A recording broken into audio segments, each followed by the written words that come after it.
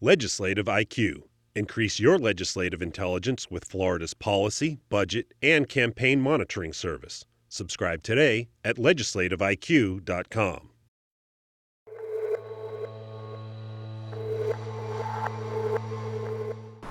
Florida has a human trafficking problem. The state ranks third in the country in cases, and state officials have been desperately trying to slow it down. By understanding what drives the demand for human trafficking, we know what we're up against to end human trafficking. Florida's Attorney General led the annual statewide Council on Human Trafficking meeting in Orlando Tuesday. Officials considered ideas to combat the epidemic. A big part of prevention is education. So we'll be looking at education services, everything from what we do and how we're impacting schools. Lawmakers have been trying to clamp down the past few years. Officers were recognized at Missing Children's Day this week for their efforts.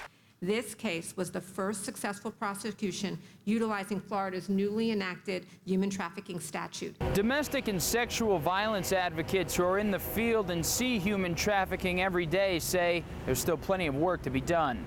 Refuge House Executive Director Meg Baldwin says she'd like to see more efforts to stop prostitutes from going back to a life on the street and to stop solicitors from picking them up. Looking ahead, I think there's going to be a lot more focus on intervening on the demand side of prostitution and trafficking, which is really what drives the whole industry. Legislation passed this year puts solicitors, known as Johns, into a diversion program. Baldwin says the recidivism rate for those receiving treatment is nearly zero. Reporting in Tallahassee, I'm Matt Gelka.